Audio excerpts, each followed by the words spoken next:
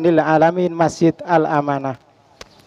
Kami atas panitia dan pengurus DKM Masjid Al-Amanah mengucapkan terima kasih yang sebesar-besarnya atas partisipasi Bapak Ibu sekalian yang telah menyerahkan dan mengamanahkan hewan kurban kepada kami untuk disalurkan. Semoga Allah Subhanahu wa taala menerima kurban kita dan membalas dengan pahala dan rizki yang berlipat ganda. Amin ya rabbal alamin. Selanjutnya daging korban akan distribusikan kepada para mustahik meliputi wilayah di sekitar Villa Duta. Serta bila berlebih kami akan menyalurkan kepada beberapa yayasan di sekitar Villa Duta yang membutuhkan serta pihak-pihak lain yang berhak untuk mendapatkannya.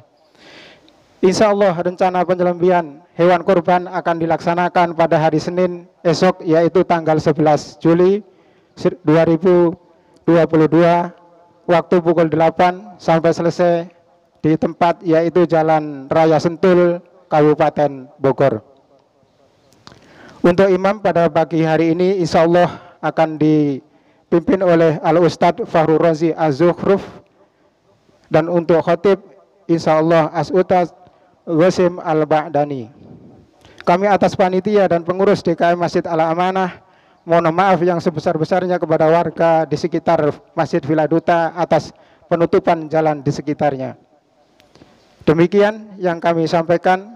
Terima kasih atas segala perhatian. Mohon maaf yang sebesar-besarnya apabila ada kekurangan.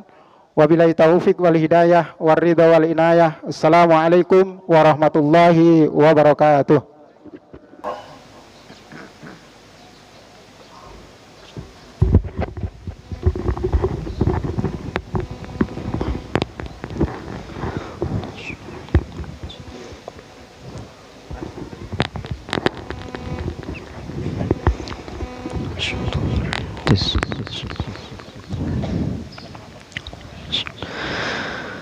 استووا أقيموا صفوفكم واعتدلوا.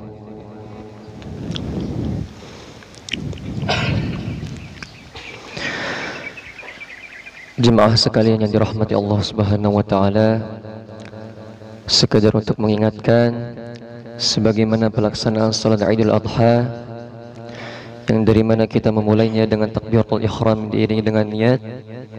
Setelah itu dilanjutkan dengan takbir sebanyak 7 kali, yang dari mana di setiap takbirnya, di sela-sela takbirnya kita mengucapkan kalimat tasbih subhanallah walhamdulillah wa la ilaha illallah wallahu akbar. Dan juga di rakaat yang kedua kita memulainya dengan takbir sebanyak 5 kali, yang dari mana juga di setiap sela-sela takbirnya kita mengucapkan subhanallah alhamdulillah wa la ilaha illallah wa akbar. Semoga amal ibadah kita diterima Allah Subhanahu wa taala dan diharapkan kepada seluruh jemaah untuk merapatkan dan meluruskan shaf serta mengisi yang masih kosong. Qimu sufufakum wa'tadilu. Salatu jami'atu rahimakumullah.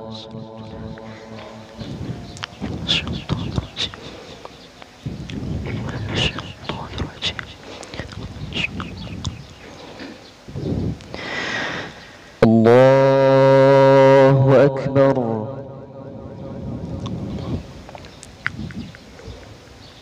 Subhanallah.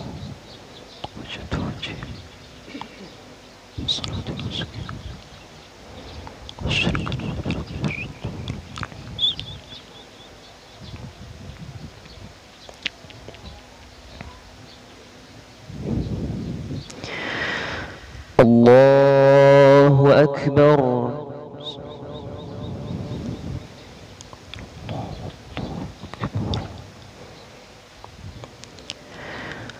Allahu Akbar.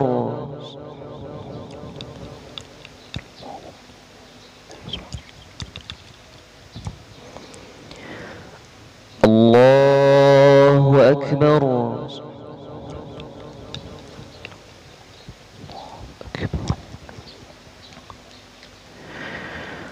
Allahu Akbar.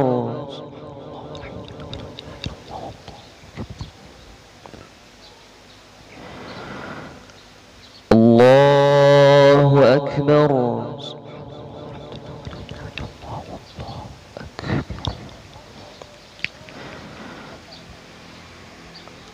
الله أكبر.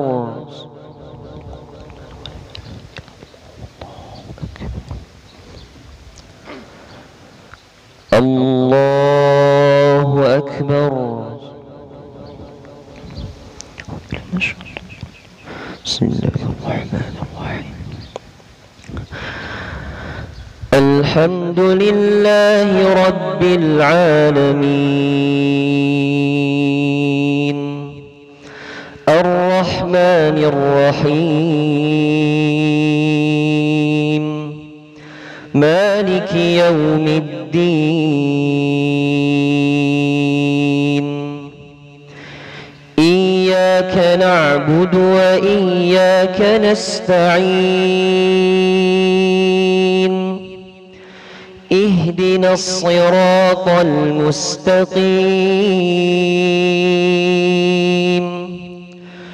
صراط الذين أنعمت عليهم غير المغضوب عليهم ولا الضالين.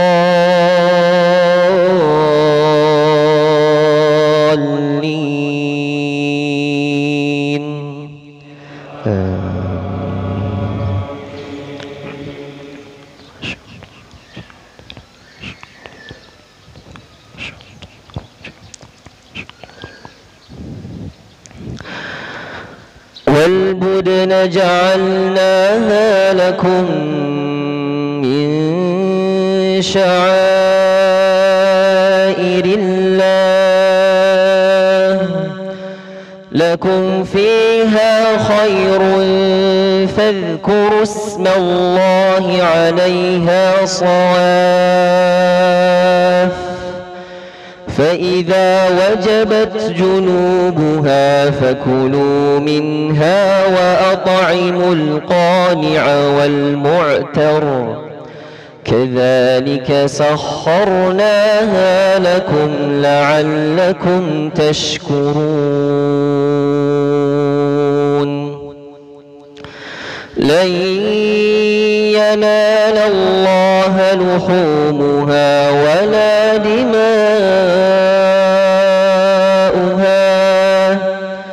ولكن يناله التقوى منكم كذلك سخرها لتكبروا الله على ما هداكم وبشر المحسنين. إن الله يدافع عن الذين آمنوا إن الله لا يحب كل خوان كفور.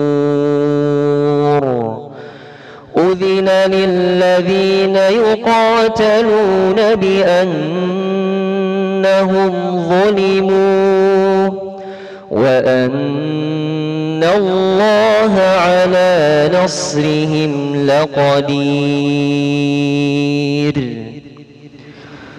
الله أكبر.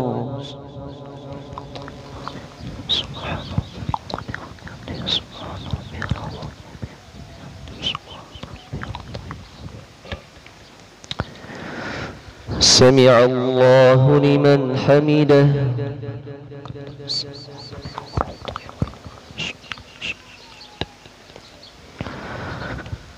الله أكبر.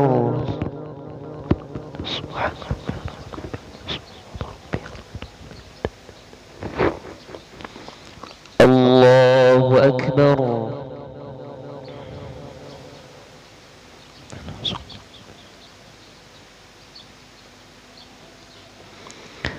الله أكبر.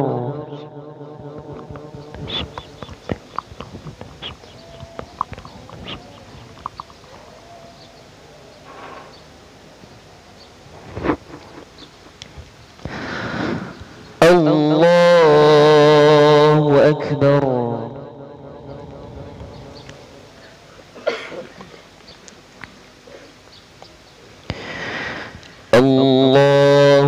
أكبر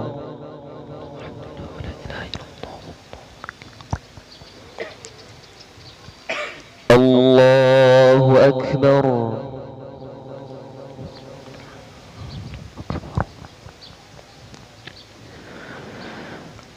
الله أكبر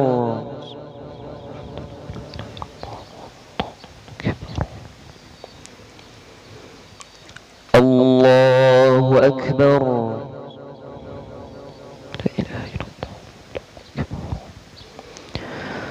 الله أكبر لا إله إلا الله بسم الله الرحمن الرحيم الحمد لله رب العالمين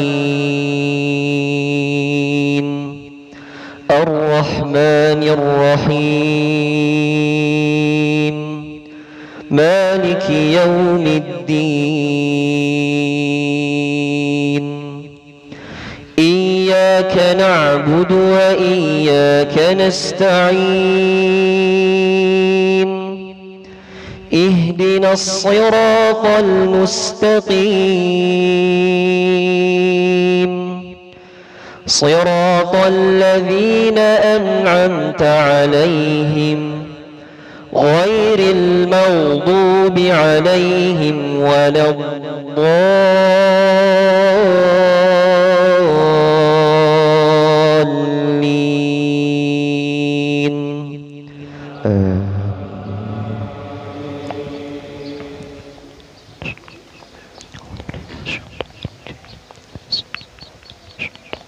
بسم الله الرحمن الرحيم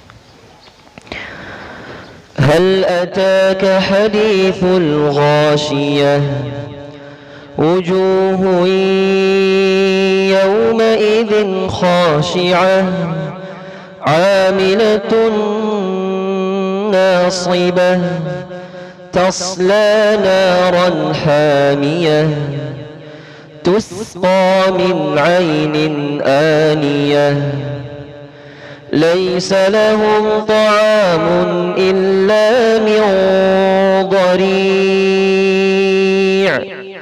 لا يسمن ولا يغني من جوع وجوه يومئذ ناعمة لسعيها راضية في جنة عالية لا تسمع فيها لاغية فيها عين جارية فيها سرر مرفوعة وأكواب موضوعة ونمارق مصفوفة وزرابي مبثوثة أفلا ينظرون إلى الإبل كيف خلقت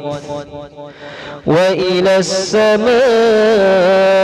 السماء كيف رفعت وإلى الجبال كيف نصبت وإلى الأرض كيف سطحت فذكر إنما أنت مذكر لست عليهم بمسيطر إلا من تولى وكفر فيعذبه الله العذاب الأكبر إن إلينا إيابهم ثم إن علينا حسابهم الله أكبر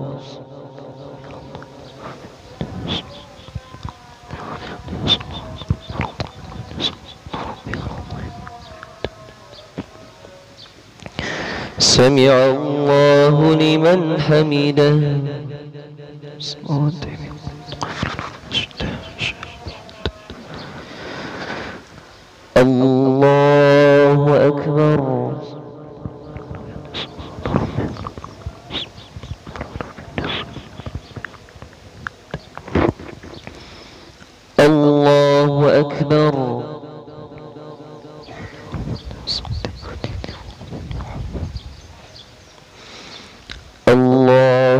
أكبر.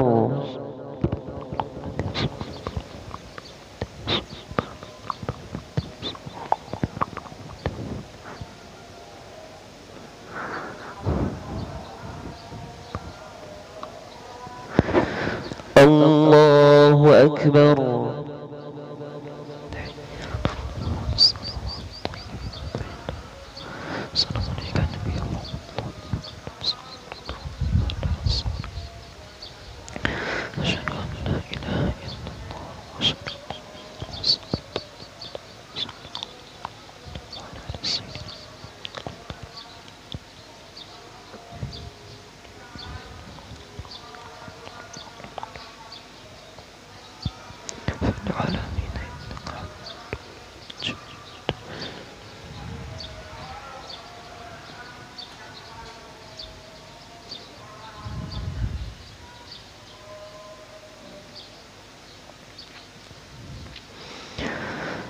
السلام عليكم ورحمة الله. السلام عليكم ورحمة الله.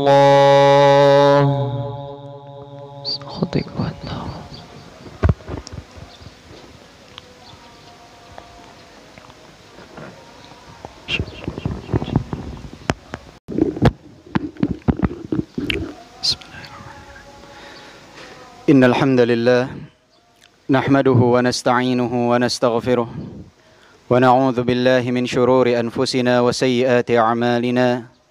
من يهده الله فلا مضل له ومن يضلل فلا هادي له. وأشهد أن لا إله إلا الله ربي وحده لا شريك له. وأشهد أن محمدا عبده ورسوله. يا أيها الذين آمنوا اتقوا الله حق تقاته ولا تموتن إلا وأنتم مسلمون. يا أيها الناس اتقوا ربكم الذي خلقكم من نفس واحدة وخلق منها زوجها وبث منهما رجالا كثيرا ونساء واتقوا الله الذي تساءلون به والأرحام إن الله كان عليكم رقيبا. يا أيها الذين آمنوا اتقوا الله وقولوا قولا سديدا يصلح لكم أعمالكم ويغفر لكم ذنوبكم ومن يطع الله ورسوله فقد فاز فوزا عظيما. اعلموا فإن أصدق الحديث كتاب الله وخير الهدي هدي محمد صلى الله عليه وسلم وشر الأمور محدثاتها وكل محدثة بدعة وكل بدعة ضلالة وكل ضلالة في النار. الله أكبر الله أكبر الله أكبر الله أكبر الله أكبر الله أكبر الله أكبر الله أكبر الله أكبر الله أكبر كبيرا والحمد لله كثيرا وسبحان الله بكرة وأصيلا. الله أكبر الله أكبر الله أكبر لا إله إلا الله. الله أكبر الله أكبر ولله الحمد. Jamaah salat Id yang dimuliakan oleh Allah, ketika Rasulullah sallallahu alaihi wasallam tiba di kota Madinah, saat itu penduduk Madinah memiliki dua hari raya yang selalu mereka rayakan, yaitu hari raya Nairuz dan hari raya Mahrajan. Maka Rasulullah sallallahu alaihi wasallam pun bersabda, "Qad abdalakumullahu bihima khairan minhuma yauman nahri wa yaumal fitri."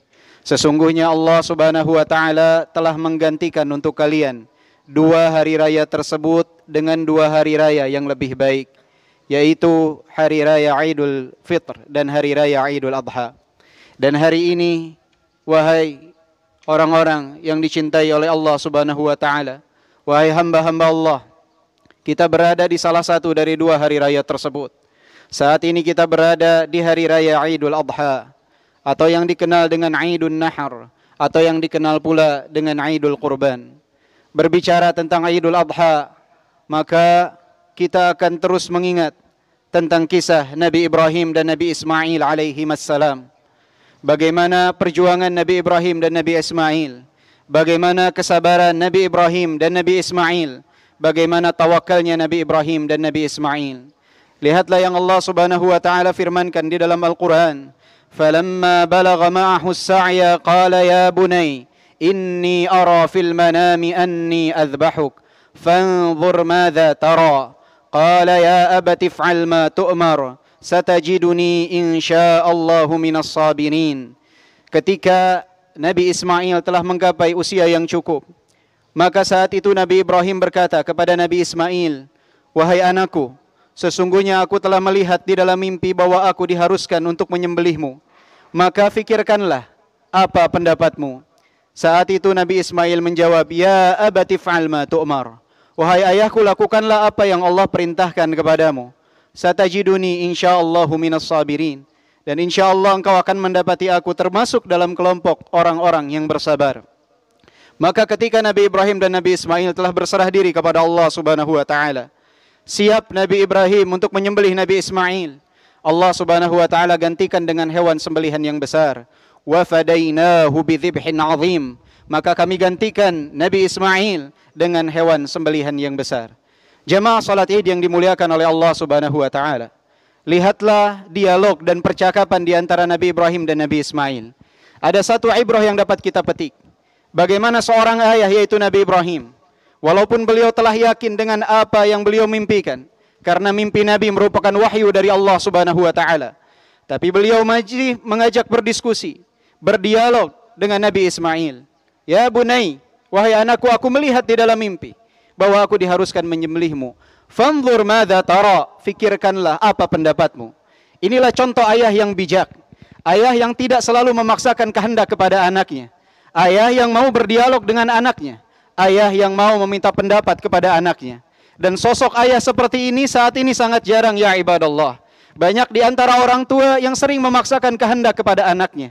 Seakan-akan apa yang akan dilakukan oleh anaknya, dia yang akan melakukannya.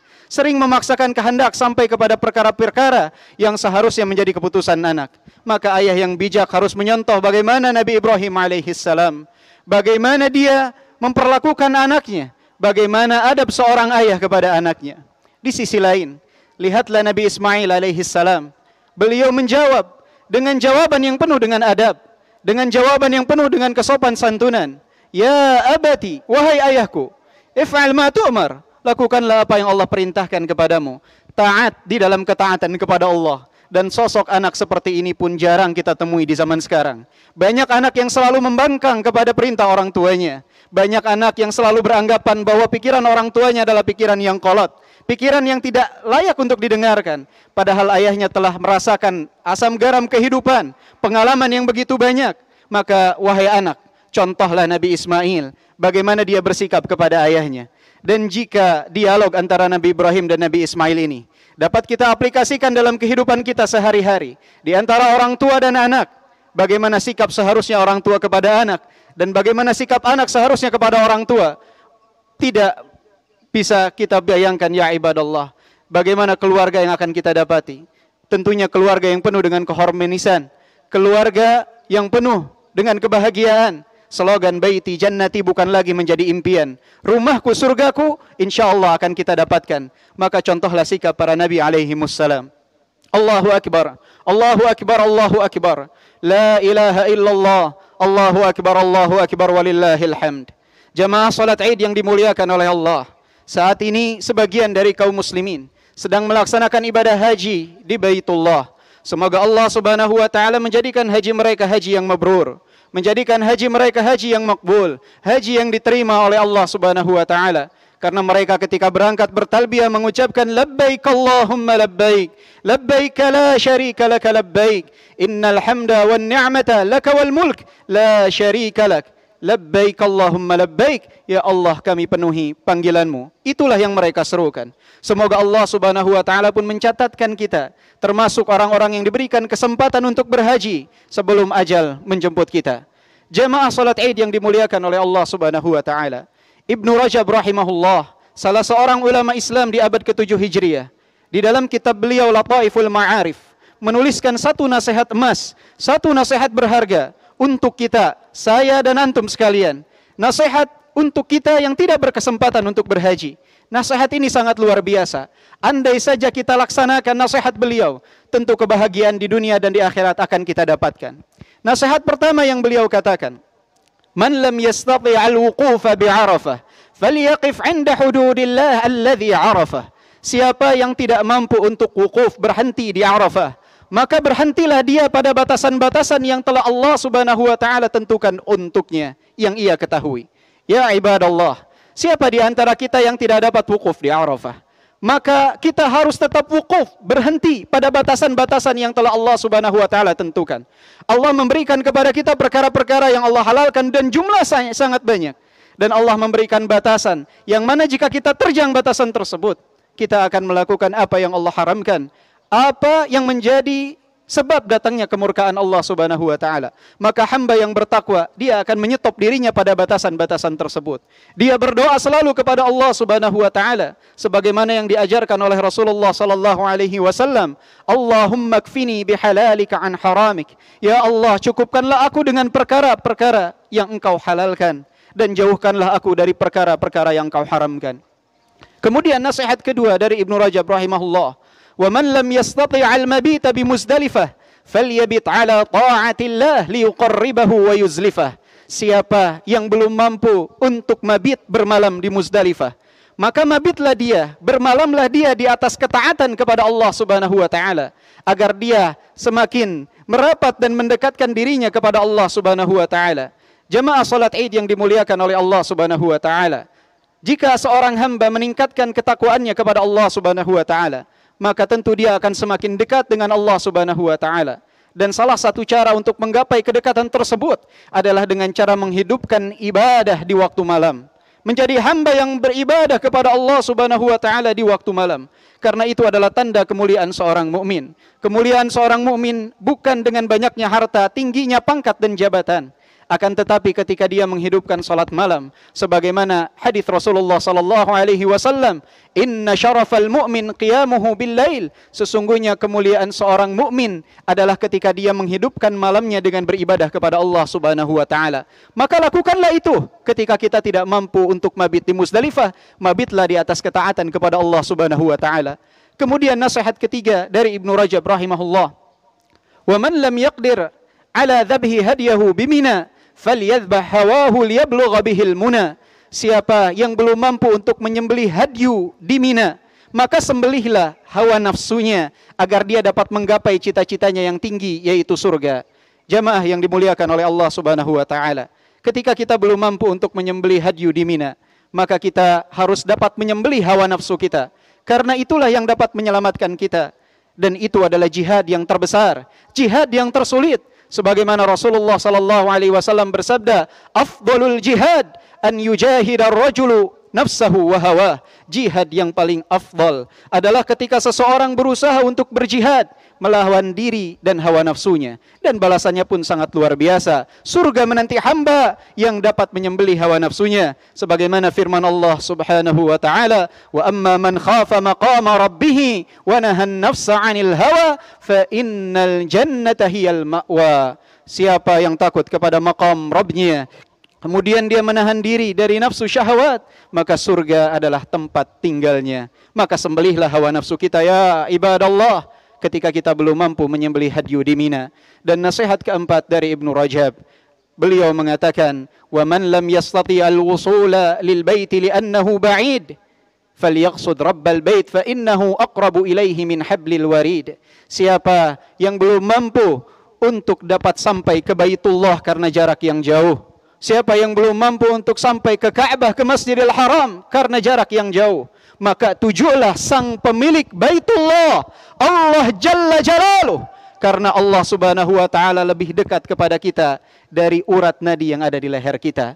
Jamaah yang dimuliakan oleh Allah, Allah Subhanahu wa taala berfirman, wa idza sa'alaka 'ibadi 'anni fa inni qarib ujibu da'watad da'i idza da'an. Jika hambaku bertanya kepadamu tentang aku, katakanlah sesungguhnya aku dekat, dan aku akan mengijabah doa hamba yang meminta kepadaku, yang berdoa kepadaku. Inilah 4 nasihat dari Ibnu Rajab, yang mana beliau katakan tadi, siapa yang tidak mampu untuk wukuf di Arafah, maka berhentilah pada batasan-batasan yang telah Allah Subhanahu wa taala tentukan yang ia ketahui. Siapa yang belum dapat mabit di Muzdalifah, maka mabitlah di atas ketaatan kepada Allah agar dia semakin merapat dan mendekatkan diri kepada Allah. Siapa di antara kita yang belum mampu untuk menyembelih hadyu di Mina, maka sembelihlah hawa nafsunya agar dia dapat menggapai cita-cita yang tinggi yaitu surga. Siapa di antara kita yang belum mampu untuk sampai ke Baitullah, maka tujulah sang pemilik Baitullah, karena Allah lebih dekat daripada urat nadi di leher kita. Allahu Akbar, Allahu Akbar, Allahu Akbar, la ilaha illallah, Allahu Akbar, walillahil hamd. Jamaah salat Id yang dimuliakan oleh Allah, ada beberapa sunnah yang dapat kita lakukan setelah pelaksanaan salat Id ini. Di antaranya adalah selepas pelaksanaan salat Id, disunnahkan bagi kita untuk kembali ke rumah kita melalui jalan yang berbeda. Dan ini yang selalu dilakukan oleh Rasulullah, sebagaimana dalam hadis Jabir bin Abdullah radhiyallahu anhuma, kana an-nabiy sallallahu alaihi wasallam idza jaa yaumul Id khalafa at-tariq. Nabi sallallahu alaihi wasallam itu jika datang dalam pelaksanaan salat Id kembali melalui jalan yang berbeda. Maka ini adalah sunnah bagi kita, agar semakin banyak kita bertemu dengan orang-orang yang berbeda pada jalan kedatangan kita, kita kembali lewat jalan yang berbeda. Kemudian sunnah berikutnya ya ibadallah, masih disunnahkan bagi kita untuk terus bertakbir, mengagungkan kalimat Allah Subhanahu wa taala. Kabbiru liyablugha takbirukum ananas sama. Kabbiru fa innallahal azimu yastahiqqut thana. Bertakbirlah hingga suara takbir kalian sampai ke penjuru langit,